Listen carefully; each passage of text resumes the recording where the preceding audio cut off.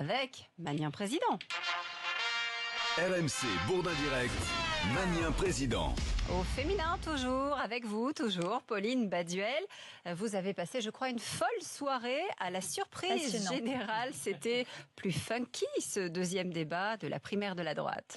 Il n'était pas vraiment attendu, on l'attend toujours pas ce matin, mais Jean-François Copé a eu le mérite de nous faire rire hier soir. Un vrai chauffeur de salle, le député maire de Meaux, a bien changé.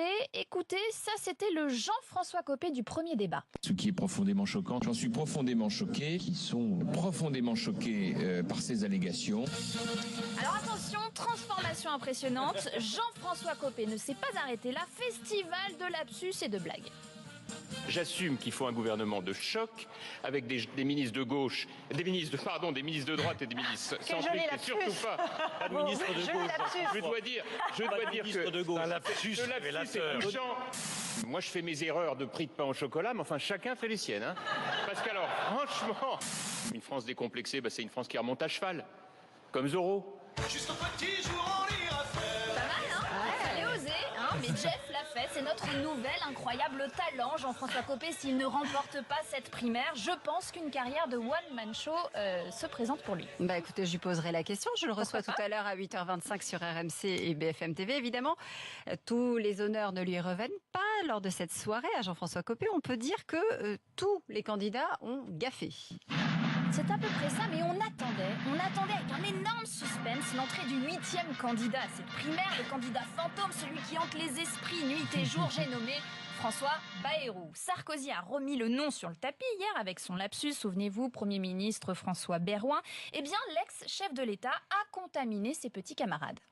Je suis très surpris par cette fixation sur le cas de François Bayrou. Ah oui, vous avez tous la difficulté à prononcer son nom. Il avait déjà fait ce lapsus. Je voudrais quand même rappeler que François Barouin, Ah, vous aussi, voilà. Allez, il n'y avait pas de raison que je sois pas dans le club. Ça s'appelle l'arroseur arrosé. Attends la fin de l'histoire, tu vas voir que l'arrosage va dans l'autre sens. Je sais pas pour les Français qui nous écoutent, moi là, ça fait plusieurs minutes que j'ai décroché du débat sur François Bayrou. Oups, elle a raison. Au bout d'un moment, on en avait un peu marre de ces petits lapsus, Barouin. Alors, j'ai quand même cherché ce fameux François Barouin. Il n'existe pas dans les pages jaunes. On peut peut-être lancer un appel ce matin, hein, ça veut rien dire. Plus sérieusement, quand même, la question François Bayrou a occupé plus de temps que le sujet des migrants, quand même. Hein. On en a parlé pendant près de 10 minutes. Oui, on va en reparler du sujet des migrants tout à l'heure à 8h35. Bon, il y a eu des moments moins drôles, notamment quand Nicolas Sarkozy a joué au professeur.